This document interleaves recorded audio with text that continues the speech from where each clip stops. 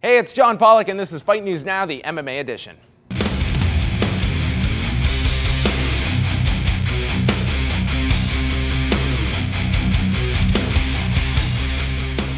Hello, it's John Pollock, and you are tuned in for another edition of Fight News Now, featuring the fallout of the UFC's return to Boston for Fight Night 26 this past weekend. We've got comments from Dana White, Chael Sonnen, Matt Brown, Conor McGregor, and more. Of course, John Ramdeen and Robin Black, they're going to be with us for another edition of 3 rounds, running through all of Saturday's action. But up first are this week's newsmakers.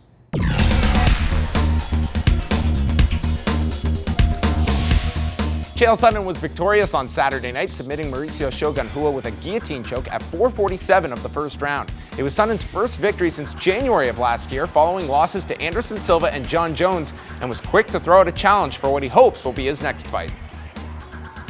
Wanderlei Silva drives me insane. Wanderlei Silva tells the media that he wants to fight me. I would love to fight Wanderlei. Wanderlei insists that fight has never been offered. That has been a big marquee fight for years. This company puts on big marquee fights. To believe that he has not been offered that fight is ridiculous, and it pisses me off. And all I need from him is for him to say he doesn't want to do it, and then I'm out. I'm not a bully, and I'm not going to pick on him, but if he continues to say it, he's going to continue to get me to respond. And that takes us to this week's tweet of the week, because yes, Wanderlei Silva does tweet and posted Sunday night that the UFC had yet to contact him regarding a potential fight with Sonnen. Another man who had his arm raised was Matt Brown for the 6th consecutive fight, as Brown knocked out former teammate Mike Pyle in only 29 seconds as Brown continues to storm up the welterweight ladder. Brown is not known for being vocal, but had a clear message for the division's champion at the post-fight press conference. I'll fight whoever they want me to, man, but obviously, there's only, I'm only in this sport for one thing, and that's to beat GSP's ass. For the second straight time, Uriah Hall went into the UFC octagon a heavy betting favorite, this time against injury replacement John Howard, and for the second straight time, Hall would not get the job done, losing a split decision, with memories of the Phenom coming off of TUF 17 fading with each passing fight. UFC President Dana White, the man who once compared Hall to Anderson Silva, had to come back to reality on the TUF finalist. He was this killer that everybody was afraid of on TUF. Then he comes into the big show where it all really matters and where, this is going to make your livelihood and everything else. And he turns into this different person, this super nice guy. When I talked to him after the Kelvin fight, he's like, I just really like him. He's a really nice guy. Well, that really nice guy just took every thing you ever wanted. I guess it doesn't make sense to him. On the other end of the promotional machine is Conor McGregor, who commanded a vast piece of the media's attention all week long, leading into his unanimous decision win over Max Holloway Saturday night. Many are high on McGregor becoming the first breakout star at featherweight, with McGregor happy to be receiving the spotlight and shouldering the expectations that come with that. To be a champion, this is what it's about. You can't handle this side of the game, well then you're mid-tier, you're mid-level. You know what I mean? And I'm not mid-level, I'm top. Give it all to me. Give me all the media, put all the pressure on me. I don't feel pressure. This is part of the game. This is like another art. This is like another discipline. It's like learning how to box. You need to learn how to handle the media pressure. It's another discipline, and it's a discipline that I'm learning each time. Michael McDonald took home $100,000 in bonus money Saturday night, earning submission and fight of the night for his triangle submission of Brad Pickett in a battle of bantamweights. Pickett was able to withstand the power shots of McDonald, who explained to us after the fight that regardless of one's size, power can be taught. A lot of people say you're just born with it or you're not, and that's false. They just don't understand. They've never been taught. Some people, they have the natural, God-given coordination over their body where they understand their body that much just by nowhere. But I've been able to teach people that. People in my gym who have said, I can't hit for anything. I have no knockout power. People that have been willing to learn, I've been able to show them how to do it just like I do. It's just a series of steps of how to move your body right. And if you understand that, whether it be naturally or being taught from someone else, you can do it. Anyone can do it. We mentioned Uriah Hall struggling. Well, the man who defeated Hall to win the 17th season of The Ultimate Fighter, Kelvin Gastelum, is getting set for his first fight since winning that UFC contract, but will do it at welterweight rather than 185 pounds, where he won the contract. Gastelum is working with noted nutritionist Mike Dolce as he prepares to fight next week against late replacement Brian Melanson in Indianapolis. I've been dropping weight and I feel strong, you know, and I've been just training my butt off. I feel good, you know. I think you guys are going to see different stuff come out of me in this next fight. Kelvin, he won season 17 as a middleweight on The Ultimate Fighter. He is dropping to welterweight, which is going to be his real weight class. And he's on the Dolce diet. He's eating 6 to 8 meals a day. He's eating more food than he's ever eaten in his entire life, and he absolutely loves it. Gastelum and Melanson will be one of 12 fights coming up next Wednesday as part of Fight Night 27 from Indianapolis, featuring a welterweight rematch between former interim champion Carlos Condit and Martin the Hitman Kampmann, with Kampmann edging past the natural-born killer in their 2009 bout. For more on this card, John Ramdeen has you covered. On August 27th, two of the sport's best welterweights collide in a rematch when former interim champion Carlos Condit takes on Danish Muay Thai specialist Martin Kampmann in a battle that is destined to entertain. Oh, he got rocked! In the main event of the night, the 29-year-old Condit looks for redemption against the man to give him his first loss in the UFC in Kampmann. Jackson Winklejohn representative is one of the most vicious athletes in the 170-pound division, with 26 stoppages and 28 wins.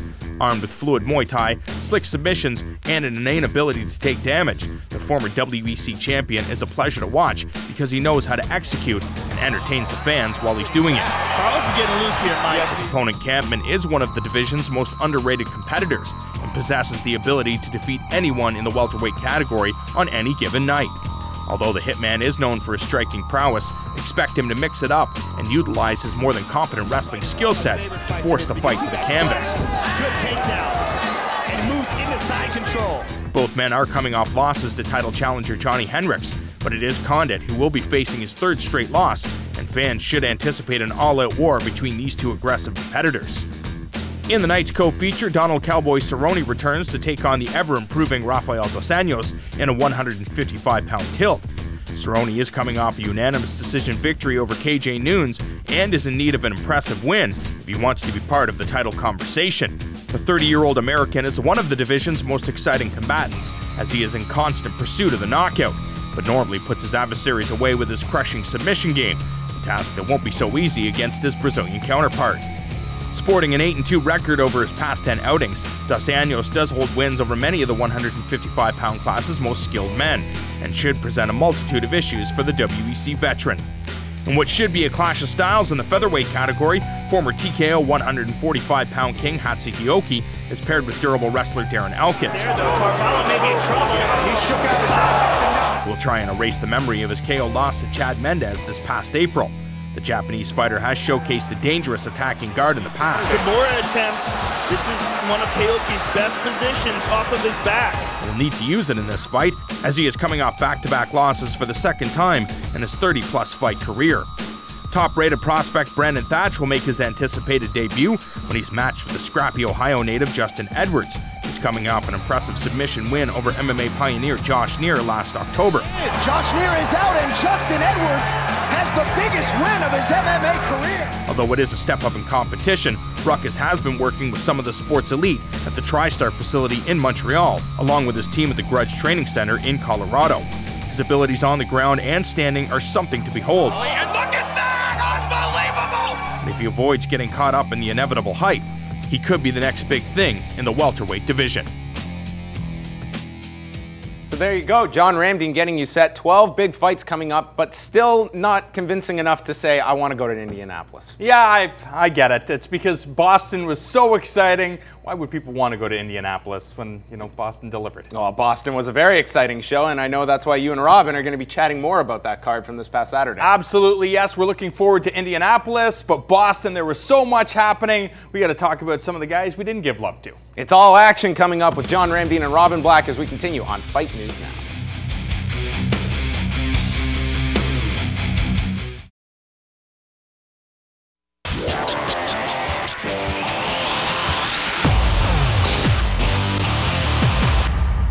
Welcome back, it's John Pollock with you on Fight News Now, and we now bring in the dynamic duo that come together to comprise a little segment that we like to call 3 Rounds. Jay Glazer and Kenny Florian here, the hosts of 3 Rounds. And obviously, Robin, you got something to say about this. You know what? I don't know. People call people out in the sport all the time, but there's an executive somewhere at Fox that has decided he's going to impress his bosses by ripping off a Canadian specialty cable network. A couple of weeks ago, they ripped off my breakdowns, and then this week they did a stand-up desk chat and they called it 3 rounds. I don't know what your name is, sir, but I'm going to find out, and I'm going to bring you to task for being a plagiarist and a thief. You're going to write him a letter, and hopefully he'll get fired, right? I hope so. I mean, you're really going to impress your bosses by ripping off Canadian specialty upper cable network? Come on, man. Robin, I will tell you who impressed their bosses. Well, a number of UFC fighters impressed Dana White and the Fertittas. A great show in Boston for Fight Night 26. We got to show some love to some of the guys that we didn't get a chance to talk about. First and foremost, one of the most hyped fighters, I think, in recent memory, Conor McGregor, a guy that came from the Cage Warriors promotion, got his first win in the UFC over Marcus Brimage. How about he look in his second fight? Well, he looked pretty good to me, but maybe not. The hype isn't warranted, in your opinion. The hype is unfair to this man. This is a very skilled fighter. He showed a really great control of that fight. He controlled the distance well. He showed excellent striking. He showed excellent work from that southpaw stance. Really used his front hand well and used that back leg as a weapon. This kid looked very, very good. But to talk about him in the same breath as Brock Lesnar is doing this guy a real disservice. He's going to develop into one of the greats. He has the mindset to do it. He's looking to finish all the time. You know, we heard in the show, he talked about how even understanding the media, understanding the business, this is all just an aspect of martial arts to him. This kid's going to be great. Let's give him a break. Let's not talk about him as the next great hope. He still has some time to develop. Let's not rush him. And you think that this opponent, Max Holloway, only 21 years of age, maybe not the most experienced fighter in the 155-pound division, was a perfect second opponent for Conor McGregor? Keep his confidence at an all-time high, because obviously the UFC believes that they can make money off of this guy. To me, it's amazing how many people have already rallied behind him. They want to see him succeed because of his kind of cockiness or his arrogance, his finishing ability, and just his overall, I think, abilities. I think he is going to be a star in the future, but what will take him to that next level? Well, the first thing, man, is like, how cool is this dude? He talks cool, he fights cool, he's got a great attitude. Don't ruin him. You know, the biggest risk you can do is to make the expectations so high that they're impossible. His natural development will make this guy a great, great fighter. We don't need to rush him. For him to get to that next level, he needs to take a deep breath, not listen to any of this stuff, and keep developing how he is. Does he get a real step up in competition for his next fight, or is it the type of thing, slow and steady wins the race? Give him, you know, a tiny step up in competition each and every fight, obviously following, but is this guy ready to make an impact against some of the, you know, the bigger names in the 155-pound division? You gotta love this guy. I mean, the first thing that he said after that first knockout, wanted Cub Swanson. Dude, you don't want Cub Swanson yet. You want like little steps up to that, and you keep impressing and you keep getting better, add new weapons to it, and 18 months from now you fight a Cub Swanson or a Frankie Edgar. 2 years from now, just keep putting on great shows and being entertaining and being a hell of a lot of fun, and it'll get there. So many fighters looking impressive. Of course, Chael Sonnen submitting Shogun. That was the big story. Calls out Wanderlei Silva. But what about a couple of guys that were fighting in their hometown, namely Joe Lauzon and John Howard, going into this fight? A lot of people had Joe Lauzon as the favorite, fighting in his own backyard, a guy that always rises to the occasion. I don't think anybody anticipated the type of performance Michael Johnson was going to have this past Saturday. Yeah, and you know, a lot of people are going to be down on Joe Lauzon about it, but man, Johnson just looked phenomenal. And I think, you know, when you saw Joe Lauzon's face at the beginning, that was the face of a guy feeling a lot of pressure. And Lauzon's so experienced and so talented and so exciting, and how can you not love a Joe Lauzon? But you know, when you're feeling that pressure and you're feeling all that weight at the beginning, and a guy starts off so strong like Johnson did, the story starts getting out of control. The story of Johnson, great striking, improved Muay Thai and boxing, and you feel Lauzon's confidence starts to sag, the damage is slowing him down. So the story really wrote itself in the first couple of minutes. Michael Johnson, an athlete, has a great grappling background, works at the Black Zillions, and you said that your people down there say that there's no harder worker than Michael Johnson in the gym. Yeah, my buddy Evan is a Muay Thai coach at some level at down at the gym, and he said that the whole word inside there is that nobody's working harder than Johnson. And when that's the case, you'll love seeing a guy get a breakthrough performance like that. Uriah Hall, so much hype after the Ultimate Fighter, didn't win in the finale, had a chance at redemption here, taking on John Howard, who was returning to the UFC after like a 3-year layoff, was 6-1 outside of the organization, but Uriah Hall had to make a statement here, didn't get it done.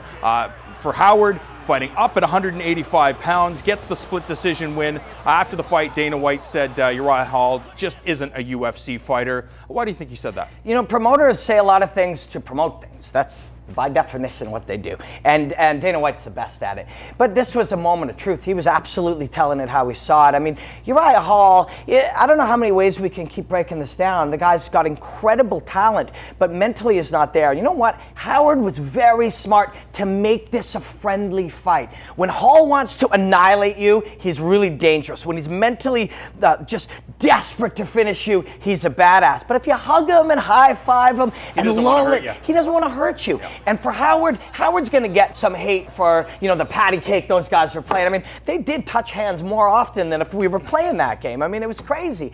But, you know, for Howard, it was a wise thing. Make this a buddy fight. That's when you can win, man. You're at home. You need to get back in the UFC. Can take all the heat from this guy. But for Uriah Hall, we talk about Conor McGregor and Uriah Hall. Conor McGregor is a fighter. Uriah Hall's a guy who would have developed into one. But both guys can really be hurt by the pressure and the hype. McGregor's going to get through it. Hall is not. I like the fact that John Howard from Boston did what he had to do to get a victory over the Ultimate Fighter finalist. And I think now John Howard will move down to 170 pounds, where we've seen him fight in the past in the UFC, because at 5'7", 185 pounds just doesn't make sense. Yeah, what is he, 5'2"? Like, this is a small dude. Like, you know, I'm 5'7". I'm not 5'7". I'm 5'5". But he's, you know, he's not that much. He's the height of my hair. But 185 pounds, that's absolutely ridiculous. But he looks phenomenal, low center of gravity. He's a big, wide guy. His coaches were saying, get your head in his chest, get your head in his chest. If that's the way the guy can fight, with a lot of brute force, very hard to take down, low center of gravity, hey man, a lot of different body types are making it work. But at 170 pounds, you got to figure this guy would fit in a lot better. We got to talk about two of the most impressive finishes on the card. Steven Seiler taking out the former WEC 145-pound champion Mike Thomas Brown. I think making a statement to the rest of the division. Yeah, and speaking of calling people out, he kind of called out Dana White a little bit there, which I don't think Dana White minds. You know, he sort of has modeled himself after that Vince McMahon world, and they like to call out Vince McMahon. But Seiler looked very, very good, man. That's 5-1 in the UFC. Yeah, Matt Brown also looked good as well, stopping Mike Pyle before he could get it going. But John, I know the Boston crowd, a great night of fights. Are people behind Mike Brown? Do they believe that this guy, or Matt Brown, do they think that he could be the man to dethrone George St-Pierre? I think it was an incredible performance, and I think people were buzzing after that and definitely want to see him. And we actually do have breaking news, because Fox Sports 1 has just acquired the rights to the Deep promotion while you guys were talking. Amazing. Thanks very much, guys. For more with Ramdeen and Robin, and what will be coming up on the Fox Sports 1 schedule 6 months from now, you can get a sneak peek with 5 rounds, which is a full half hour with Ramdeen and Robin, breaking down everything in mixed martial arts from their unique perspectives. Mondays at 7. But up next, Priscilla Caripan is coming at you with The Shift, and it's a baseball-themed viral video still to come on Fight News Now. 시구를 함께 감상을 해보시죠.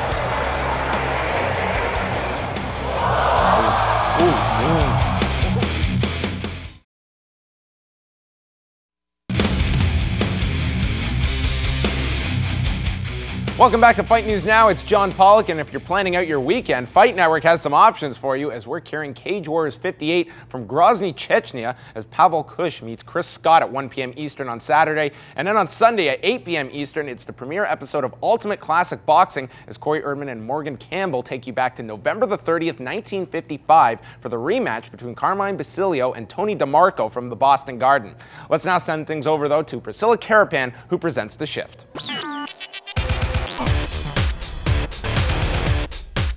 What's up, everybody? It's your girl Priscilla, and this week on The Shift we bring you the much anticipated prequel to The Lost Planet Extreme Condition and Lost Planet 2.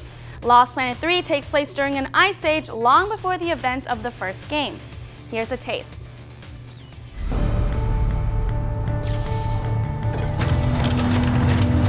Welcome to EDN3 Gym.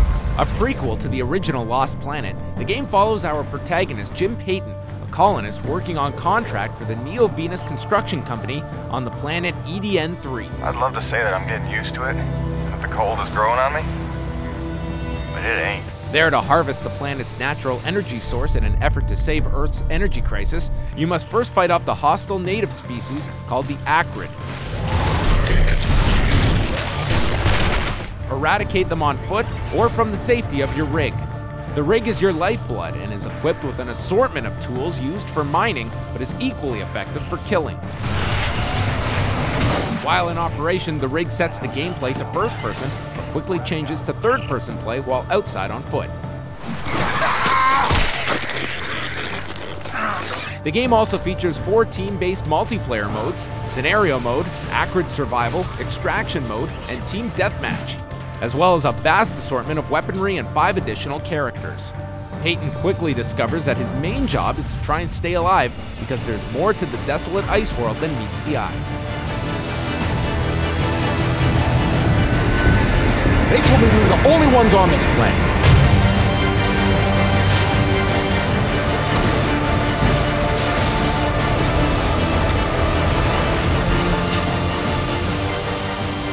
What the hell is this place?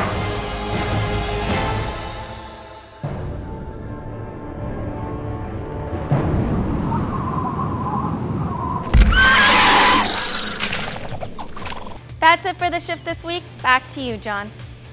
Thank you very much, Priscilla, and we are near the conclusion of this week's edition, but no show is truly finished until we present this week's viral video, which takes the worlds of baseball and taekwondo and produces a marriage that is this week's failure.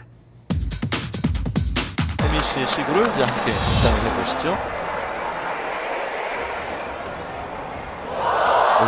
오. 자, 감상평 한 말씀. 네. 여기서 돌려차기네요. 네. 야, 진짜 이거 지금 이 돌려차기 이후의 시구. 네. 또 하나 또 시구 역사의 한 페이지를 또 장식을 하는 그런 장면이 하나 나오는군요. 지금 뒤돌려차기죠? 네네.